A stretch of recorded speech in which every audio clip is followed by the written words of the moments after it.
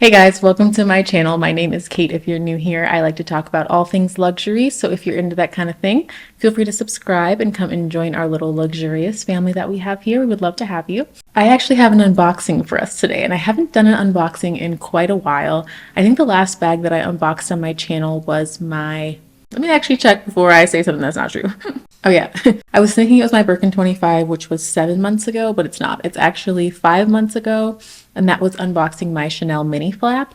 That was the last unboxing that I did, so it's been 5 months since I bought a bag. That's pretty crazy. I actually have one more on the way too. I was hoping that they would both be here so we could do a double unboxing, but I'll just make them two separate videos because I don't want to wait. And this is a true unboxing too because I have not seen the bag yet. I haven't opened the box. All I did was take the label with my address off of it so that we can open it together. Pretty big box considering what I ordered.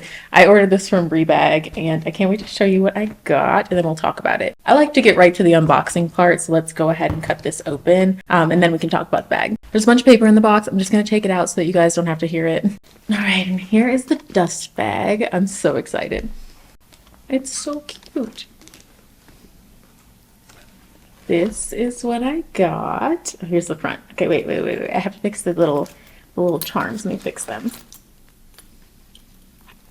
It's so tiny. Here we go.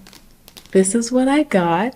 This is the mini Lady Dior. This is in black, of course. I feel like it's only fair that my first mini Lady Dior and my only Dior bag currently in my collection is in black. I have had a Lady Dior once before, years ago.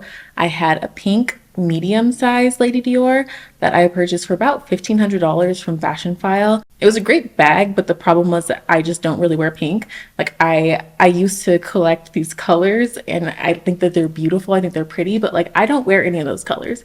So I never ended up wearing the bag. I think I wore it one time.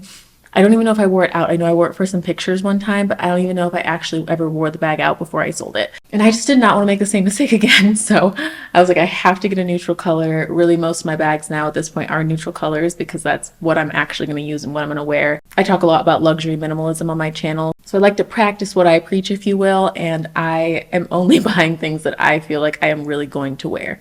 As tempting as some of these other colors may be, especially because they tend to be really good prices on the resale market, I try to stay away from them. I love them, but I just can't watch a bag sit in my collection and just not be used. That's that beautiful when I could get something that I am going to use. So anyway, my only Lady Dior right now, my only Dior bag at all in my collection. Let me tell you a little bit more about it and I'll tell you what I paid for it too. Like I said, I purchased this from Rebag. I actually have 2 videos on my channel all about people's experiences with Rebag. I recommend watching those first before you decide to purchase anything there, just so that you are warned. They have some really good deals, but you really have to know to use caution to shop with them. Their shipping is very slow. They can be overall a bit unreliable, so I don't recommend them, but I will tell you where I purchase things from because they have good deals sometimes that you can get. And a deal is a deal, so I don't want to stop you from getting a good deal because I'm not going to stop myself from getting a good deal. But you really need to shop with caution with them and go and watch those videos so that you can be aware of who you're shopping with. Anyway, this is not a video to bash Rebag. I have seen some improvements with their customer service lately, at least with me personally,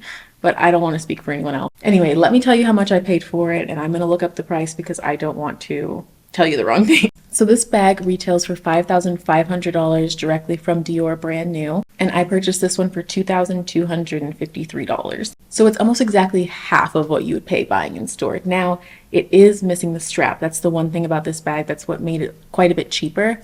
That is okay with me. I have noticed that I haven't really been wearing my bags crossbody anyway. I've been hand carrying them, or if I have a shoulder strap, I've been shoulder carrying them. So I don't really mind it, especially with my most used bag right now being my Birkin 25, which of course does not have a shoulder strap or crossbody strap. I don't mind it. I feel like I'm just okay with it at this point. And if I ever wanted to get a replacement strap, I could. It doesn't need to be directly from Dior. It just needs to be a strap that has some clips that can go over here. So I'm not really too bothered by that, and I'm okay with it because the discount was pretty good. Just inspecting the bag right now, it looks like it's actually in really good condition.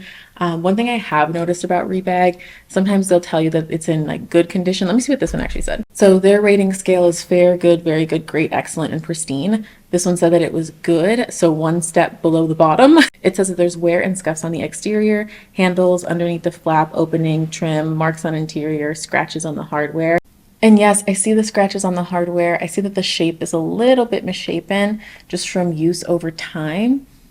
but the leather actually looks really, really good. There's of course gonna be a few bumps and bruises. This bag is pre-loved. That's what you can expect from a pre-loved handbag. The resale prices for black bags tend to just be higher than other colors because they're more in demand. They're a neutral color. A lot of people would prefer a black bag over the other colors, so they tend to go for a higher price. So getting it for half of the retail price, to me, that's pretty good.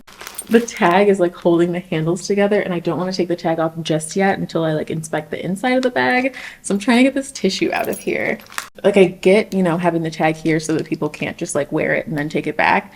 But like I wish that they would, you know, kind of let you get into the bag. The other thing I don't like is that, I don't know how well you're gonna be able to see this. Oh my gosh. The other thing I don't like is that they put all of the stuffing inside so that it pushed down the flap that's in here. And the flap is usually what keeps it closed, and a lot of times it'll like stay up partially on its own. I'm actually just gonna get off camera for a second and take a look at this, make sure that everything looks good, and then I'll cut the tag off so that you can see the inside of the bag, because this is annoying. You always gotta do the smell test too. Yeah, it just smells like leather, really. There's no odor to this one. I already said last time, I'm done buying bags that have an odor to them. I can't do that anymore. Like that is, I can't do it. A couple years ago I would have done it, but now I can't do it. I cannot do it. I honestly think that some of these little charms are just kind of dirty. I think that I could probably clean them up a little bit. Usually what I do when I get a pre-loved bag is I have like these little baby water wipes, and I'll wipe the bag down just to make sure that it's clean. You know, somebody else of course had it before me. For most leathers, that's okay. And then you just make sure that everything is all clean. So I'm going to do that later on with the charms and everything. The bottom looks great. Everything looks good to me. I usually wait until the first time I wear the bag to take the tags off because I'm always just a little bit nervous. But I think that we're looking good. All right, let's go for it. I'm good. No turning back now. This is what the inside looks like. The inside is red, and I'm trying to hold it still so that the charms don't go right over the microphone, but it's just red on the inside. There's a zipper pocket also in here. It's right here. And then it's got this little flap that goes over your things. So it just tucks over like this, which I'm happy about. I know that there is a version with a zipper. I don't know if the mini has a zipper, but I know that there's a version of the Lady Dior with a zipper. That's the one that I had last time, and it would cut up my hands when I put my hand in the bag, and I could have been okay with it had it been another color. Like I could have lived with that. That would have been fine. But I prefer to have the little flap. It's kind of nice to have it. It keeps your stuff at least a little bit secure so that it's not just open at the top. I want you guys to see how small this bag really is. I'm going to run and grab my Birkin 25 just so that you can see them next to each other. I feel like that's the best way to do it, because even with mod shots and like, you know, showing what the bag looks like on, people are obviously different sizes. So I feel like showing you another bag that you may know the size of might be the best thing to do. That was a McLaren driving by. That was loud. Okay, so this is my Birkin 25, and this is the Mini Lady Dior. So this thing is tiny. The Birkin 25 is very small. I feel like if I sit back, it might be a little bit easier to see.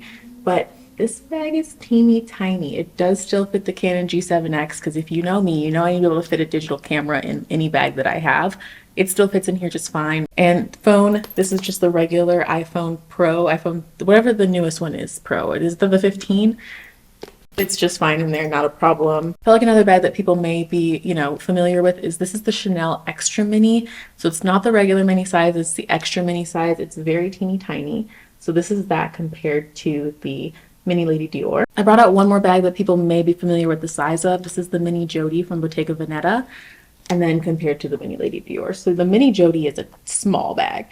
Does fit the Canon G7X though. Hopefully the comparisons are a little bit helpful so you can see how tiny this bag actually is. Let me see if I can stand up. This is what it looks like standing up. These are just very cute, very small. Anyway, I won't make this video longer than it needs to be. That is all that I have to say. I do have another bag coming soon, so I'll be doing another unboxing. But of course, I'll be talking about other topics in the meantime while I wait for it to get here. Thank you so much for watching. I really hope that you enjoyed this video. If you did, please give it a thumbs up and subscribe to my channel if you want to see more videos like this one. Also, if you want to follow me on TikTok and Instagram, my name is the same on both of those. I will put it on the screen. I'm pretty active on both of them if you want to come follow. Thanks again for watching, and I will see you in the next one. Bye, guys.